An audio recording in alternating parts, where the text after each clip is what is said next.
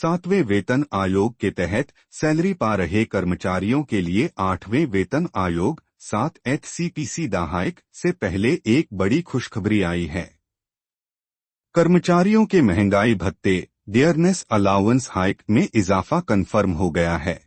महंगाई भत्ते के कैलकुलेशन के लिए all India consumer price index all India consumer price index के आंकड़ों के हिसाब से किया जाता है। यह आंकड़े महंगाई भत्ते में बढ़ोतरी की गवाही दे रहे हैं।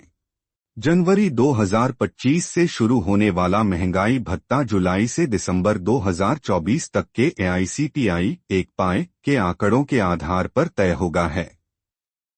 अब इन 6 माह के औसत से ही पता चलता है कि सरकार महंगाई भत्ते दहाक में कितनी बढ़ोतरी करेगी।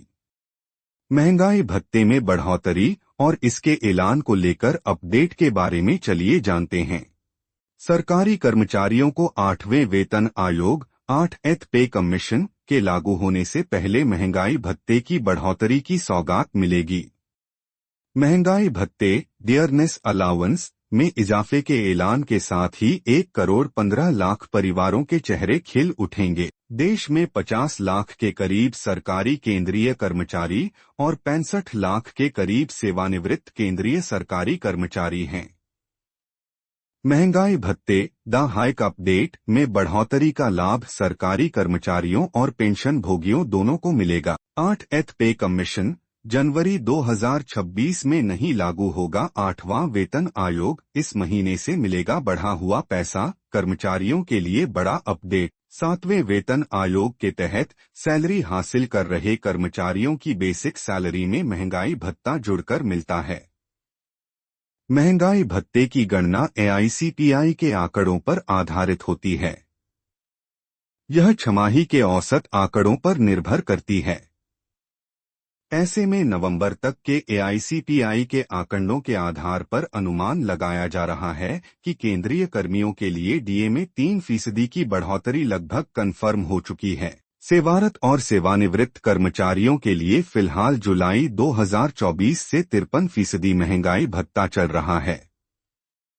वहीं जनवरी 2025 से नया DA मिलना है, लेकिन इसकी अभी घोषणा नहीं हुई है।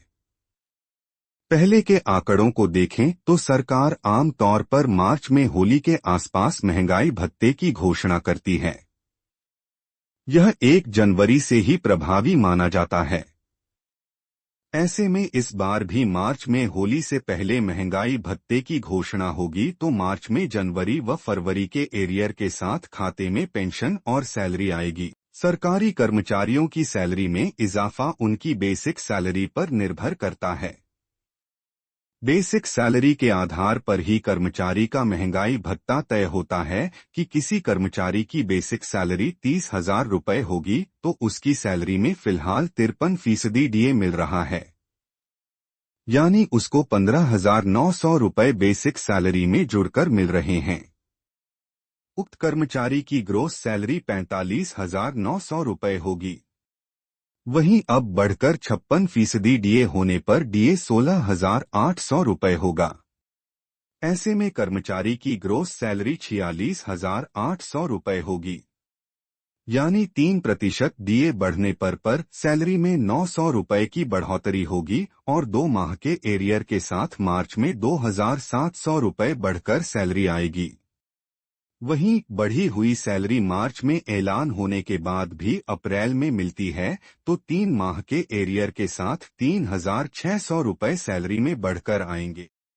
कृपया मेरे चैनल को लाइक, सब्सक्राइब और शेयर करें। आपका समर्थन मेरे लिए बहुत मायने रखता है और इससे मुझे बेहतर कंटेंट बनाने की प्रेरणा मिलती है। नोटिफिकेशन बेल जरूर दबाएं ताकि आप कोई अपडेट मिस न करें। धन्यवाद। जुड़े रहें और आगे भी रोमांचक वीडियो देखें।